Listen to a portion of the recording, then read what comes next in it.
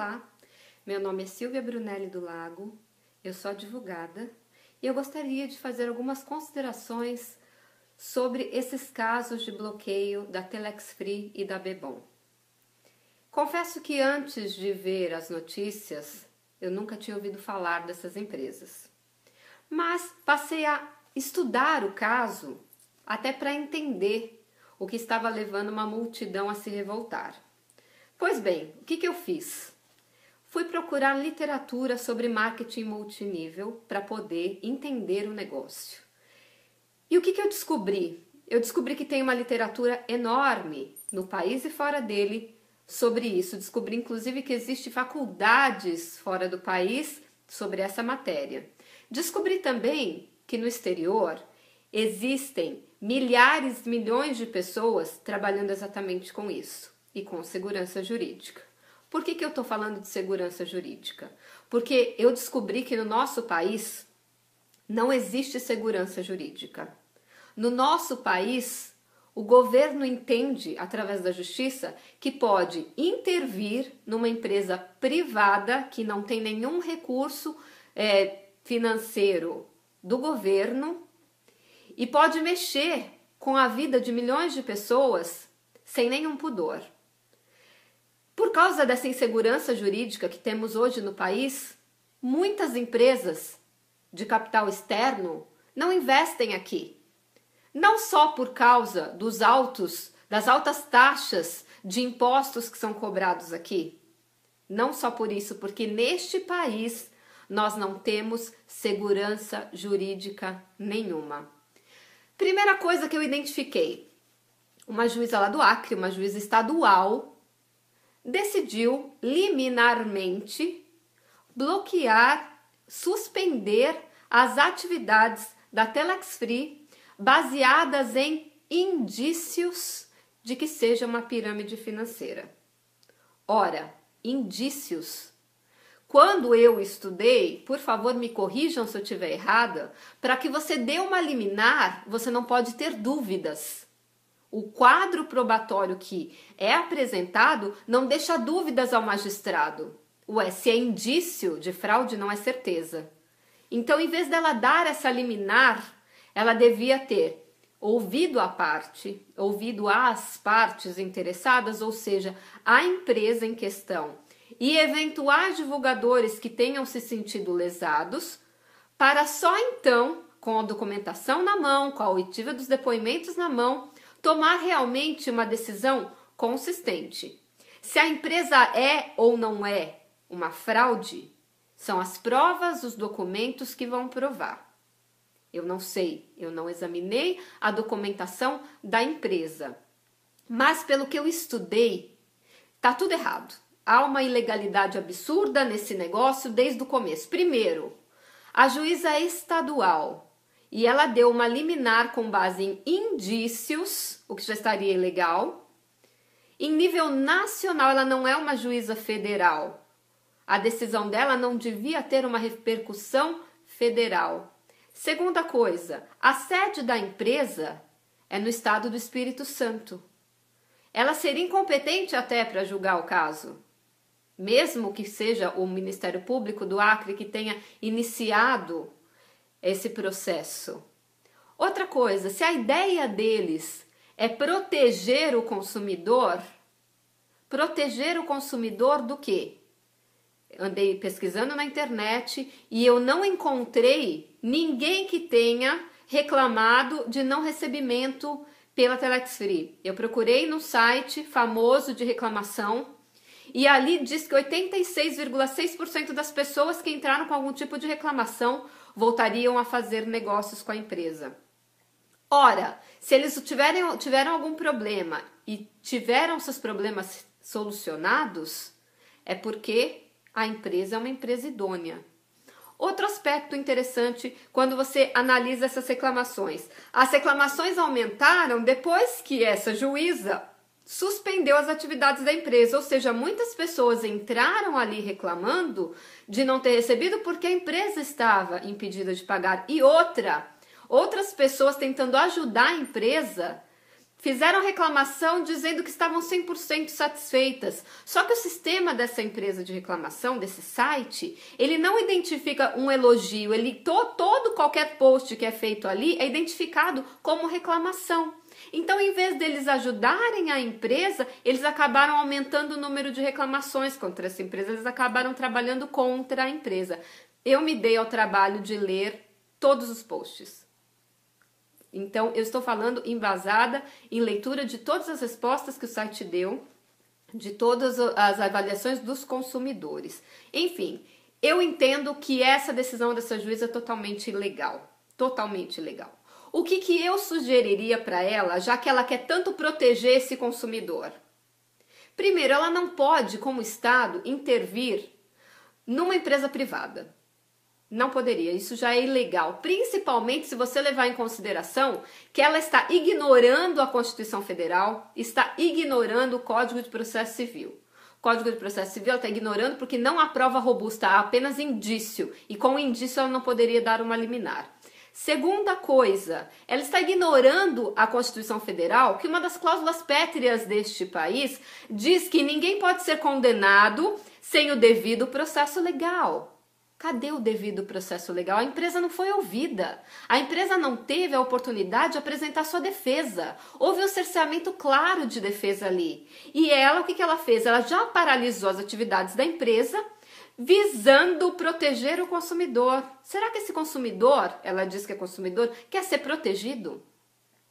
Vi milhares de vídeos na internet, vi milhares de posts nas redes sociais das pessoas que são divulgadores e estão passando por dificuldade financeira.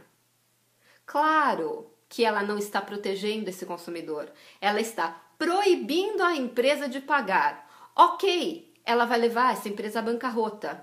E todos esses consumidores que ela está tentando proteger, ela vai, em vez de proteger, ela vai causar maiores prejuízos. Quem vai pagar essa conta? Duvido que o governo vai, muito menos ela que não tem dinheiro. Então, a minha sugestão qual seria? Doutora, primeiro que eu acho a decisão ilegal. Isso é um ponto de vista meu. Segundo, a senhora quer tanto proteger esses consumidores?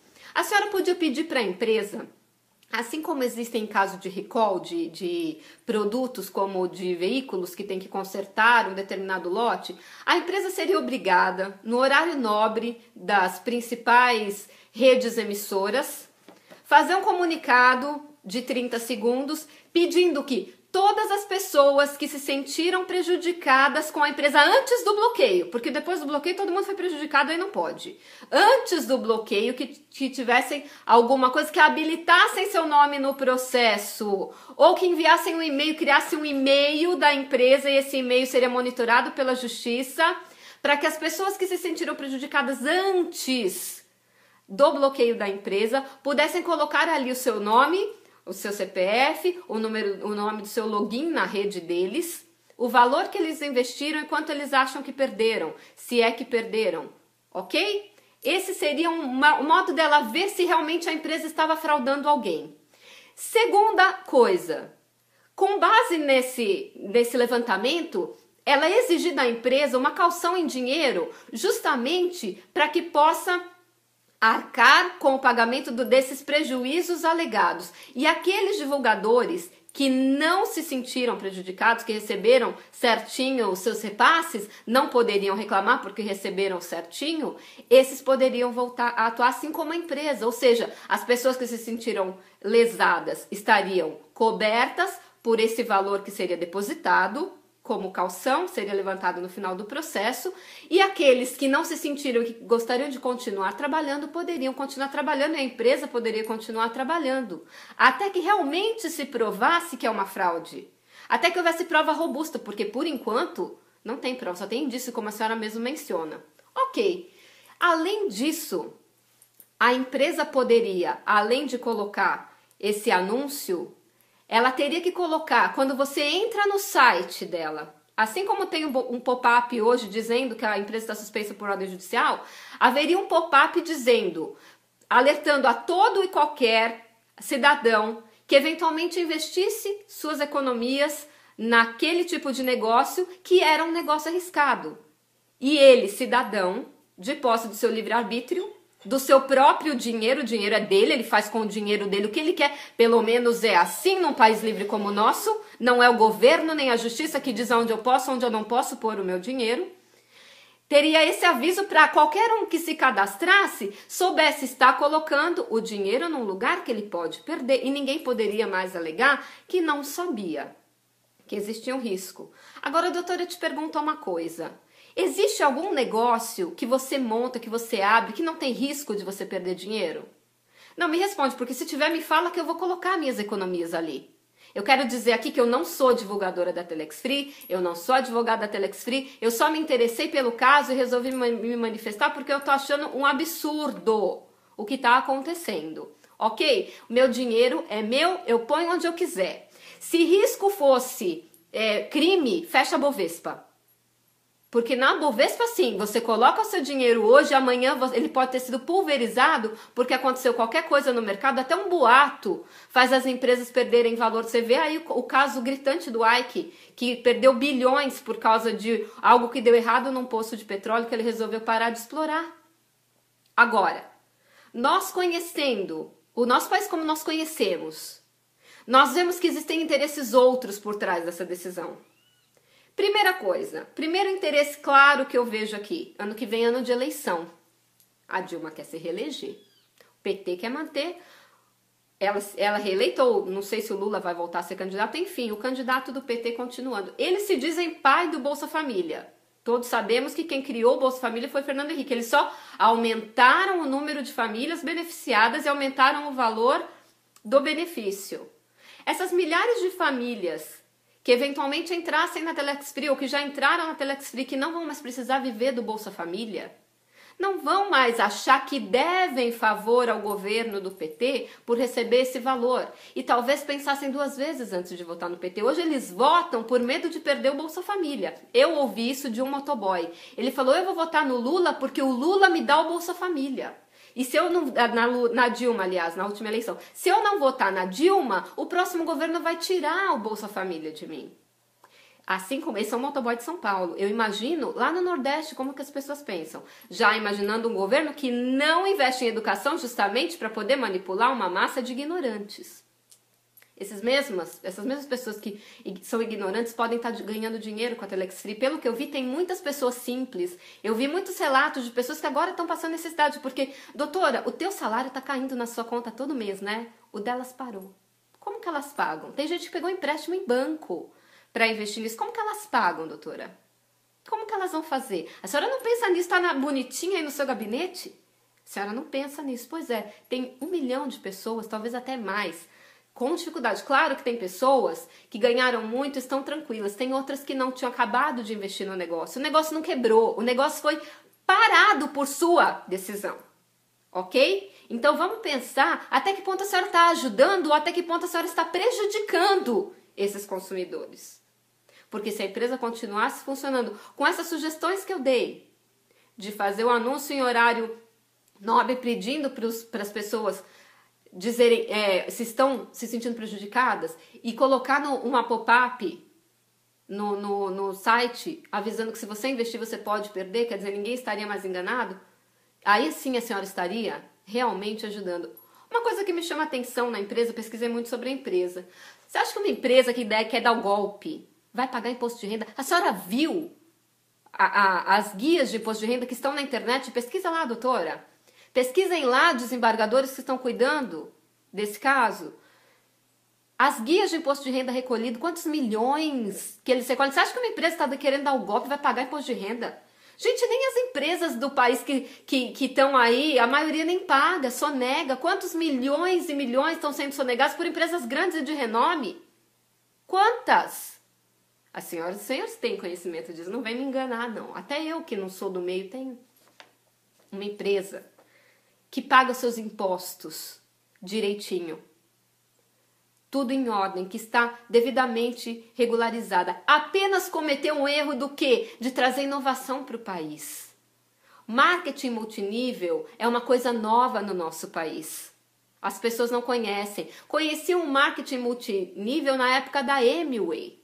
Só que a Amway começou numa época que não tinha internet, então o crescimento foi devagar. Com o boom da internet, você põe um post e no outro dia tem 1 milhão de gente que viu. Vocês veem lá no próprio programa da Eliana, o cara canta um negocinho diferentinho, uma criança faz uma graça, no outro dia tá lá porque teve 1 milhão de acessos.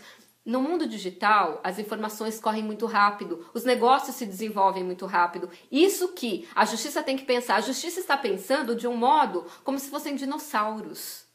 O mundo mudou. Nós não temos lei de marco de internet. Nós não temos leis que regulem a internet até hoje no nosso país.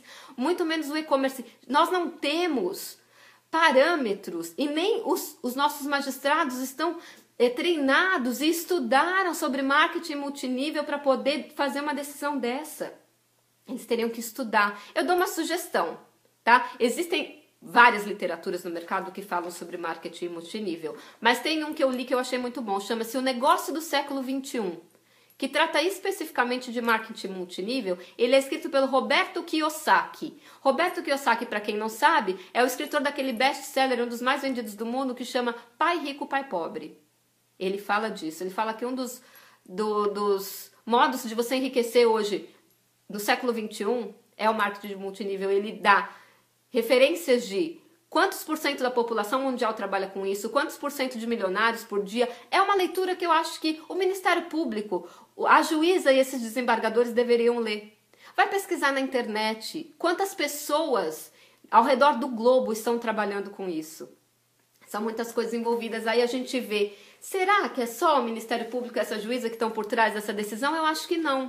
Eu sou adepta da teoria da conspiração, sabe assim? Eu acho que tem muito interesse de gente. Além do governo que eu falei, que ele não quer perder o voto de cabresto das pessoas que estão presas no Bolsa Família, também tem interesse dos bancos.